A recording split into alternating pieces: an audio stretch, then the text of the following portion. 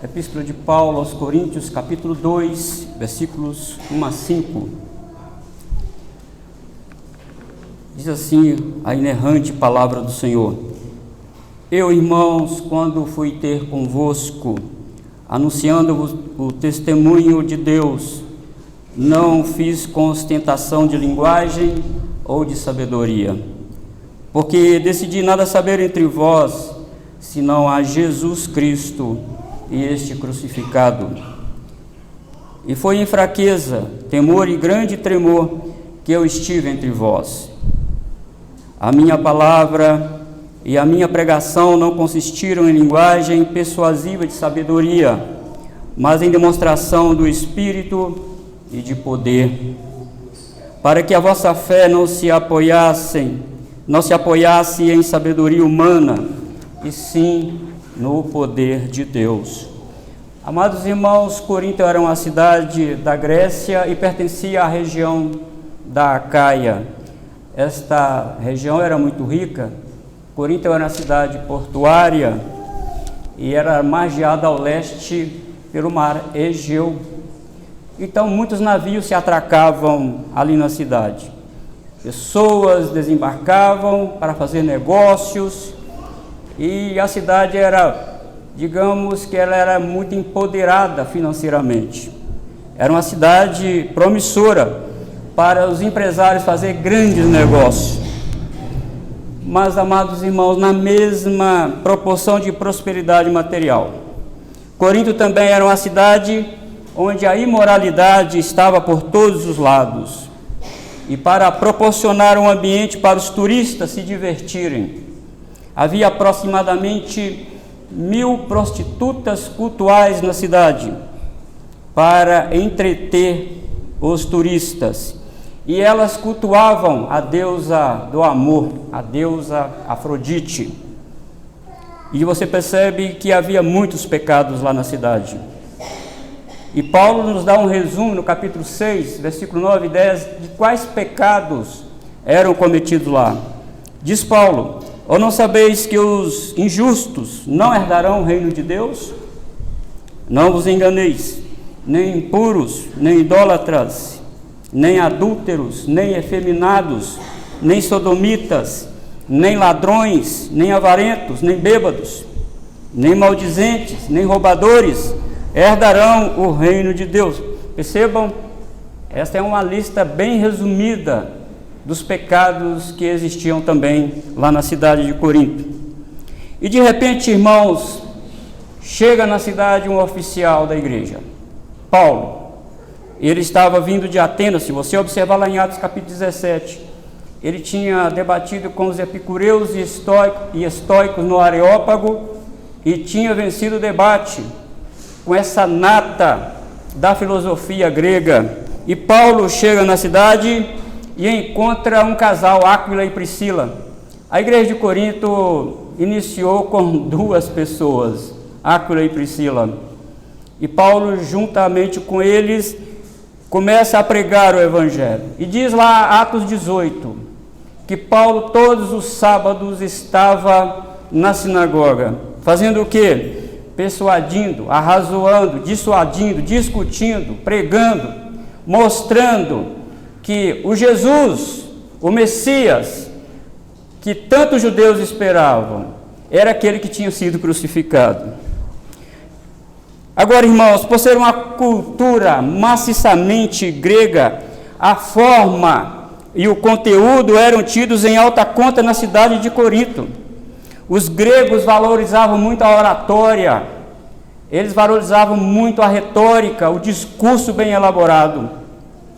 Então, como que Paulo fez isso? Como que ele pregou para numa cidade onde respirava filosofia, respirava a oratória, o bom discurso, o esquema filosófico? Como que Paulo fez?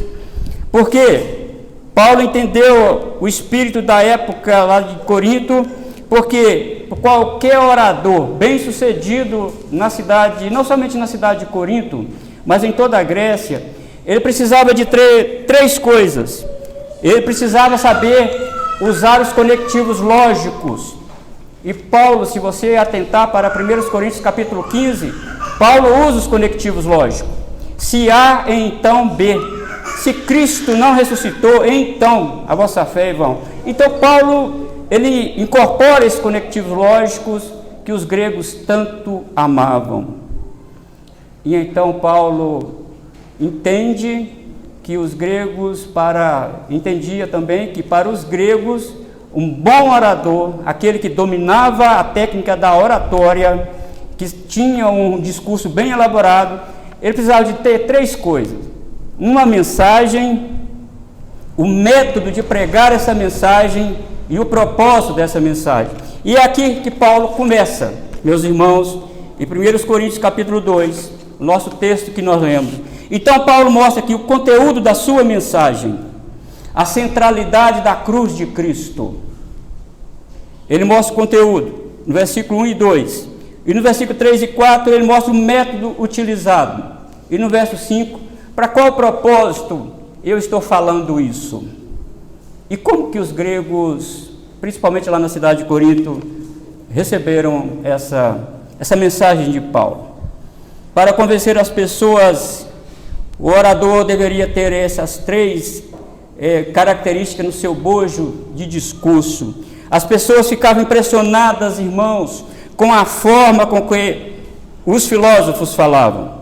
Os filósofos usavam aquilo que Paulo chamou de, no versículo 1, atente para o versículo 1 aí: eu não vim com ostentação de linguagem ou de sabedoria. Eles gostavam de ostentar linguagem e de sabedoria.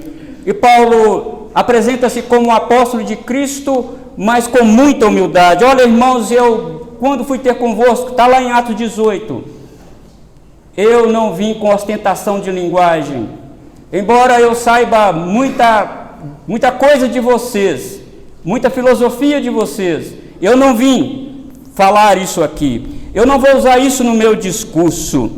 As pessoas, irmãos, eram mais convencidas pelo saber articular bem as palavras do que com a mensagem em si. Então, qual é o conteúdo da mensagem de Paulo? Ele diz aí no versículo 1, anunciando-vos o testemunho de Deus. Este é o primeiro conteúdo da mensagem de Paulo. O testemunho de Deus é aquele que ele falou no capítulo 1, especialmente no versículo 24. Pregamos a Cristo, olha o capítulo 1, versículo 24. Pregamos a Cristo, poder de Deus e sabedoria de Deus. A mensagem que Paulo pregou em Corinto era que Cristo é o enviado de Deus para a salvação de todo aquele que crê. O âmago da mensagem de Paulo era que Deus tomou a iniciativa de salvar o pecador. Deus fez isso. O testemunho de Deus estava linearmente na história da redenção no Antigo Testamento. Deus escreveu na sua linha de tempo no Antigo Testamento sobre o seu testemunho. E Paulo pega tudo isso e diz: eu estou anunciando o testemunho de Deus. E é aqui que nós ficamos sabendo o que ele ensinava na sinagoga lá todos os sábados. Durante 1 ano e meio ele ficou na cidade, ensinando a palavra de Deus. E aqui ele persuade aqueles irmãos gregos e judeus também. Amados irmãos, quem anuncia o testemunho de Deus, anuncia a verdade que ele mandou pregar. E a espinha dorsal da mensagem é que fora da cruz de Cristo não há redenção. Paulo vai lá na espinha dorsal dos gregos e diz para ele: olha, fora da cruz de Cristo não há redenção, não há salvação. Paulo pregou essa mesma mensagem na cidade de Atenas, narrada em Lucas, em Atos 17, versículo 18. E alguns dos filósofos epicureus estoicos, está lá escrito assim, contendiam com ele, havendo quem perguntasse: que quer dizer esse tagarela? E outros: parece pregador de estranhos deuses, pois pregava a Jesus e a ressurreição. Paulo não se intimidou, irmãos, com o grande cabedal filosófico da cultura grega na cidade de Corinto. Ele levou Jesus crucificado. Ele pregou a mensagem da cruz. O testemunho de Deus, ele disse aqui no versículo 1. E o segundo tópico da mensagem de Paulo era a centralidade da cruz de Cristo, está aí no versículo 2. porque decidi nada saber entre vós, senão a Jesus Cristo e este crucificado. Paulo era um grande orador. Ele tinha o dom, sim, da oratória, porque Atos mostra Paulo na sinagoga discutindo, persuadindo, arrazoando com os judeus. E ninguém faz isso se não for um bom orador. Ninguém faz, ninguém persuade ninguém. Numa certa cidade, sua oratória foi tão convincente que os moradores daquela cidade ajoelharam diante dele e de Barnabé para adorar e dizer: isso não é homem, isso é Júpiter, porque Júpiter era o Deus que dava capacidade para a retórica e a oratória. E quando eles viram Paulo pregando, eles disseram: isso não é homem, isso é Júpiter. E Paulo e Barnabé mandaram aqueles habitantes daquelas: não, levante, eu sou anunciador do Evangelho de Cristo, eu não sou nenhum Júpiter. Amados irmãos, isso quer dizer, queridos irmãos, que o seu sermão, o sermão de Paulo, não trazia no seu bojo uma mensagem humanista triunfalista, como era costume de alguns filósofos gregos ensinarem. Mas também Paulo não estava dizendo que o homem deve renunciar a todo tipo de prazer legítimo que a vida oferece. Uma outra escola de filosofia ensinava isso. Mas ele está dizendo que Deus preparou através de Cristo um estado de glorificação no futuro para o homem, e que somente através da cruz de Cristo que isso concretizará. Mas enquanto esse dia não chega, diz Paulo para os afamados gregos, todos nós precisamos, gregos, filósofos, trilhar o caminho do Calvário até a cruz de Cristo. Cristo foi glorificado após passar pela morte no Calvário. E o homem, diz Paulo, só pode ser viver no estado de glorificação se passar pelo mesmo caminho até a cruz de Cristo. Paulo pega o entendimento de glorificação dos gregos. Eles diziam que o homem haveria sim de ser glorificado através da gnose, do conhecimento, do saber. E Paulo pega e diz: há sim uma glorificação para o homem, mas fora da cruz não há. É só pela cruz de Cristo.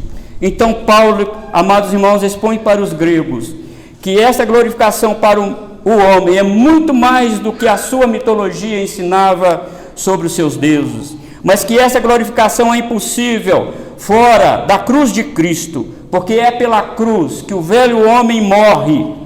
É nesse mesmo sentido, levou um poeta daquela época a dizer que a cruz não pode ser derrotada, porque ela é a derrota do velho homem. Então você percebe que Paulo dá uma mensagem, e os gregos estavam entendendo muito bem o que ele estava falando. Eu tenho uma mensagem, e eu estou anunciando o testemunho de Deus. Há uma salvação lá no passado, profetizada, e eu estou anunciando esse testemunho aqui para vocês, e eu estou falando que fora da cruz não há glorificação. Esta é a mensagem de Paulo. Mas os gregos ouviram muito bem e disseram: tá bom, Paulo, entendemos a sua mensagem, mas qual é o método que você está utilizando que nos convença de que você está certo? Então nós temos versículo 3 e 4.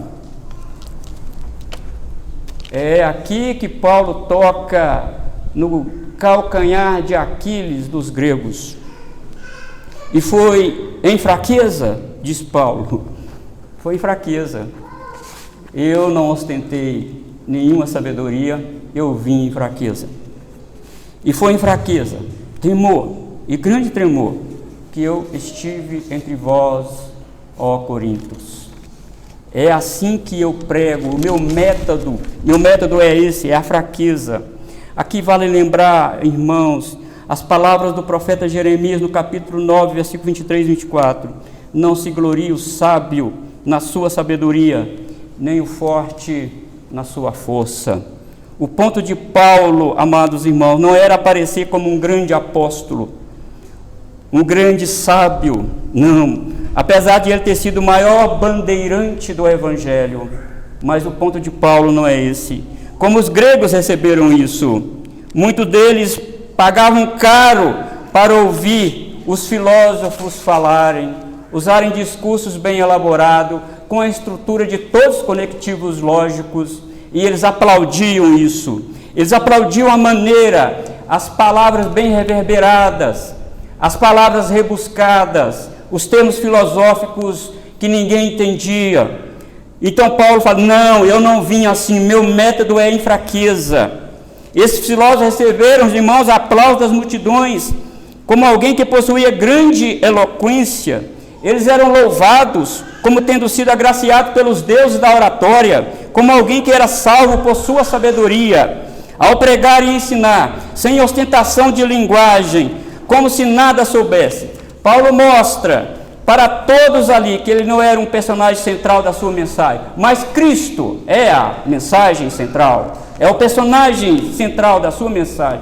Isso tocou no calcanhar de Aquiles dos filósofos, porque era o filósofo que tinha, irmãos, a fama de ser um grande orador. Mas Paulo diz, eu não, eu sou fraco, mas eu anuncio um Cristo poderoso. É dele que eu estou falando. Foi em fraqueza, porque ele diz que essa é a metodologia de Deus. E se você voltar aí para o capítulo 1, versículo 27, você vai ver como que Paulo elenca isso bem claro para eles. Pelo contrário, Deus escolheu as coisas loucas do mundo para envergonhar os sábios, e escolheu as coisas fracas do mundo para envergonhar os fortes. É por isso que eu venho em fraqueza, porque eu aprendi isso com Jesus de Nazaré. Ele veio em fraqueza. Ele não veio com ostentação de linguagem. E Paulo diz, olha, eu vim também com tremor. Paulo coloca ali na mente daqueles irmãos e filósofos suas fraquezas e debilidades, e reconhecia a realidade das suas deficiências para levar alguém a Cristo. Paulo diz, eu não tenho nenhum poder. Não há poder em mim, como vocês dizem que os filósofos têm. Não há poder em mim. Mas em mim existe um que tem poder, Cristo crucificado. É Ele. É Ele que eu anuncio aqui para vocês. E Paulo diz, olha, quando eu assumo isso, que eu sou fraco e é em tremor, e eu estou reconhecendo que eu preciso dele. Eu preciso desse Jesus crucificado. Eu preciso de Deus. Amados irmãos, como isso é bem sugestivo para nós neste mundo, como os figurões do evangelicalismo, que ostentam relógios caríssimos, carros milionários, irmãos, como isso vai lá, toca, irmãos, na ferida desses falsos pregadores do evangelho. Foi em fraqueza. Mas eu, irmão, quando estou fraco, diz Paulo em outra ocasião, aí é que eu estou forte. Então Paulo diz, qual é o meu método, filósofos? Qual é o meu método? Fraqueza, tremor, dependência daquele que tudo pode. É isso o meu método. Mas não é somente isso, no versículo 4, demonstrar o poder de Deus. Se você atentar para aí o versículo 4, a minha palavra e a minha pregação não consistiram em linguagem persuasiva de sabedoria, mas em demonstração do Espírito e de poder. Poder de persuadir o pecador e convertê-lo a Deus não está, queridos irmãos, na oratória. Não está. Paulo deixa claro isso. Não está na ostentação de palavras bem articuladas, mas na demonstração do poder de Deus. Então o pregador pode falar calmo, o pregador pode falar até sem eloquência, porque o poder não está nele, o poder não está na maneira de ele falar, o poder está na mensagem que ele prega. É isso, amados irmãos, que Paulo toca lá para aqueles filósofos gregos. Como, irmãos, isso nos faz refletir sobre a nossa vida, né? Onde pessoas usam essas artimanhas, a oratória de gritar, de balbuciar palavras tidas como língua de anjos, e roda, e sua, e roda para lá e cai no chão. Irmão, não é isso o poder de Deus? E Paulo mostra isso aqui para nós.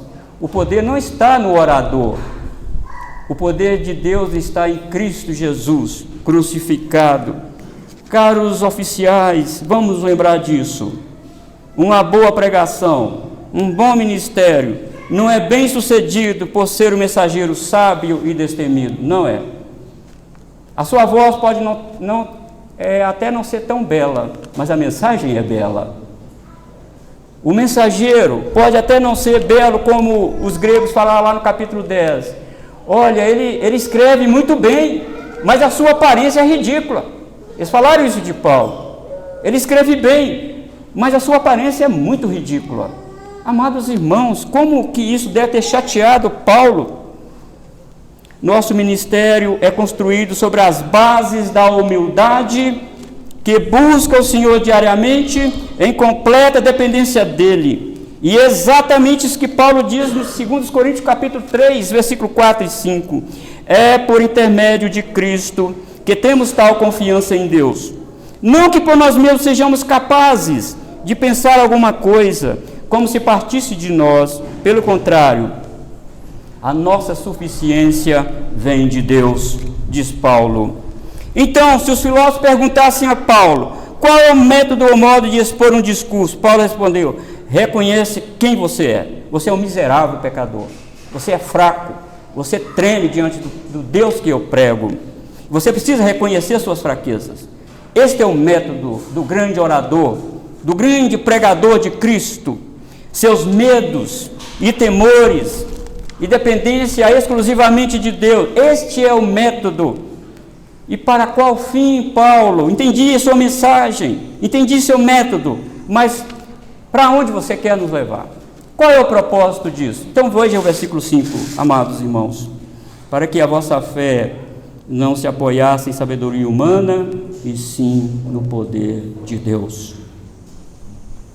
Eu tenho uma mensagem, eu tenho um método, e eu tenho também um propósito, como vocês, os grandes oradores de vocês, inclusive no Areópago de Atenas, gostavam de fazer isso. E eu também faço isso. Mas eu demonstro aqui para vocês. Então, qual é o propósito culminado que Paulo disse? Para que a vossa fé não se apoiasse na sabedoria humana, e sim no poder de Deus.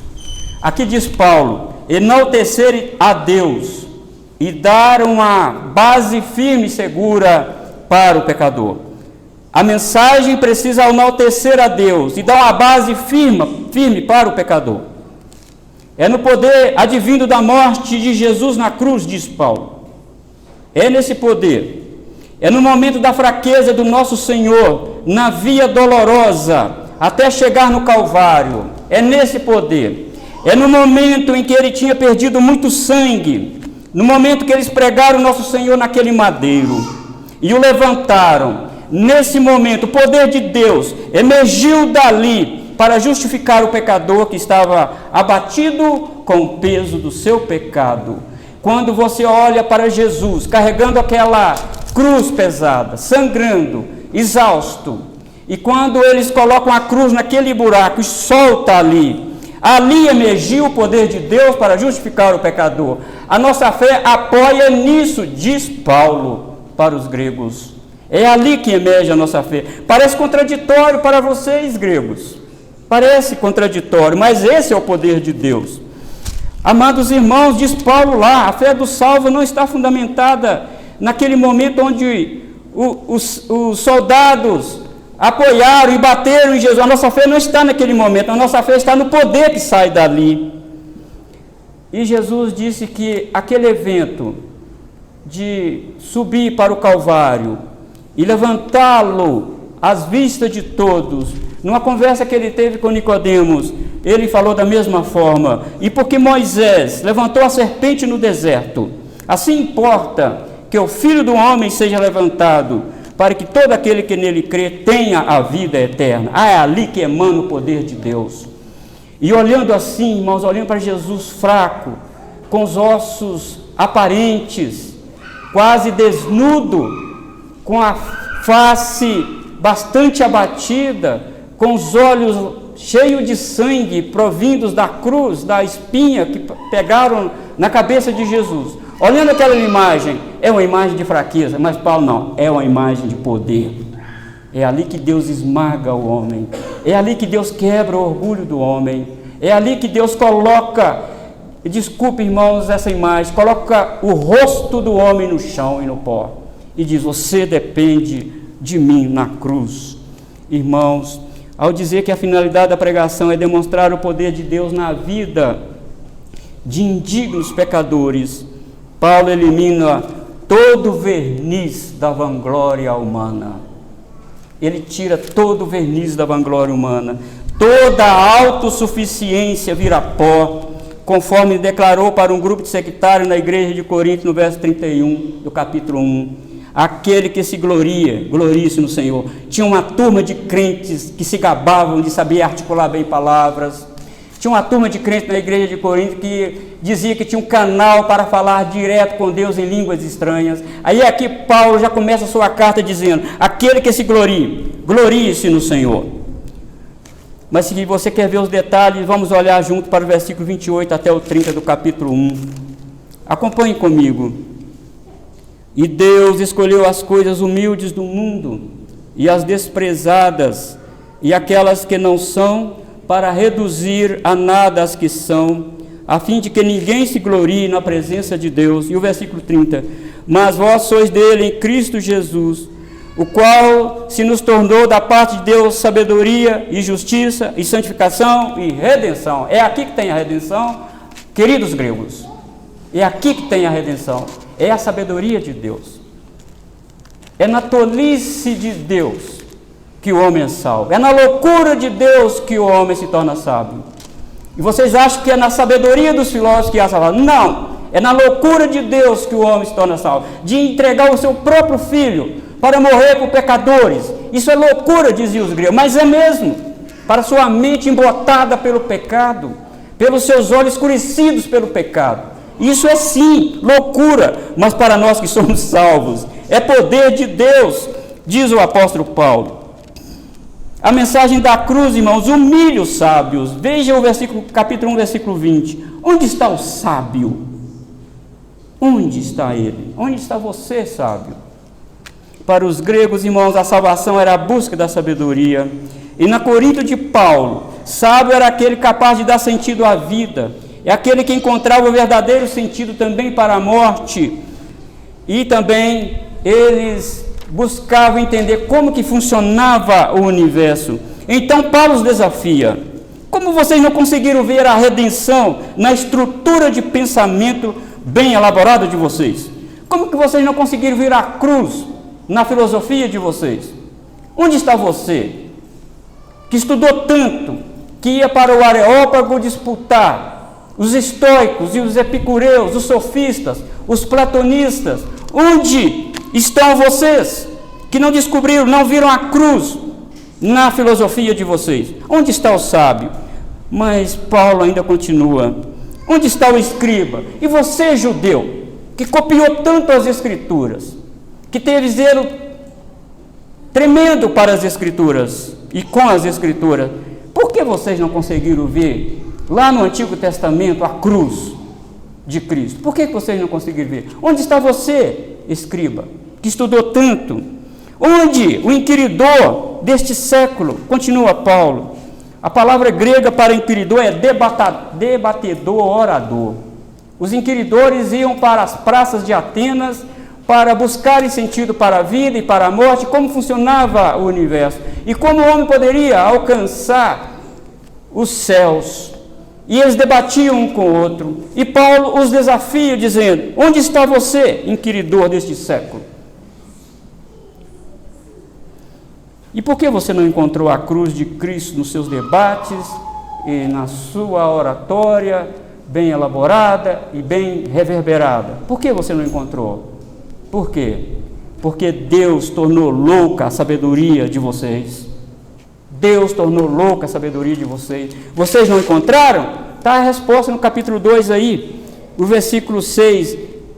Paulo não é contra a sabedoria, ele diz aqui: entretanto, expomos sabedoria entre os experimentados, não porém sabedoria deste mundo, deste século, nem a dos poderosos desta época, que se reduzem a nada, mas falamos a sabedoria de Deus em mistério, outrora oculta, a qual Deus preordenou desde a eternidade para a nossa glória. Sabedoria essa que nenhum dos poderosos deste século conheceu, porque se a tivessem conhecido, jamais teriam crucificado o Senhor da glória. Mas como está escrito: nem olhos viram, nem ouvidos nem ouvidos ouviram, nem jamais penetrou em coração humano, que Deus tem preparado para aqueles que o amam. Mas Deus nos revelou pelo Espírito, porque o Espírito a todas as coisas perscruta, até mesmo as profundezas de Deus.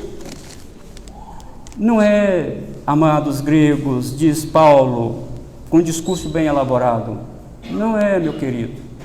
Não são os sábios que Deus, não são muitos os sábios que Deus escolheu. Deus escolheu as coisas loucas deste mundo. Deus escolheu os tolos para fazerem parte do seu reino. Deus ocultou a cruz na filosofia. Deus ocultou a cruz para o inquiridor do século. Deus ocultou a cruz para eles, mas revelou para aqueles tolos que os gregos chamavam. Paulo toca de novo no calcanhar de Aquiles dele. E como eles receberam essa mensagem, amados irmãos? Certo é que Paulo pregou lá 1 ano e meio e ele deixou uma igreja organizada. Diz Lucas capítulo 18 que tanto gregos como judeus creram em Cristo.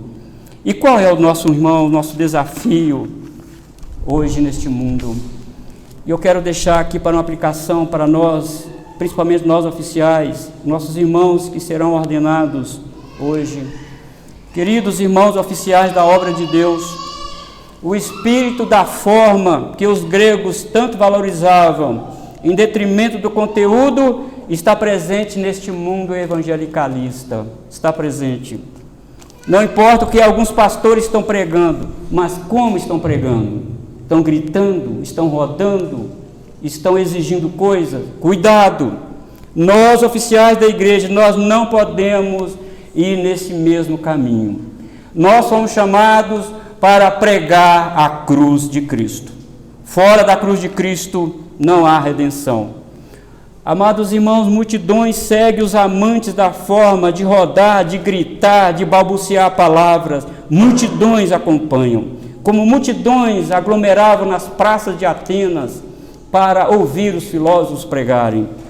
E para arrastar multidões, os filósofos odiernos se especializaram na arte da fala.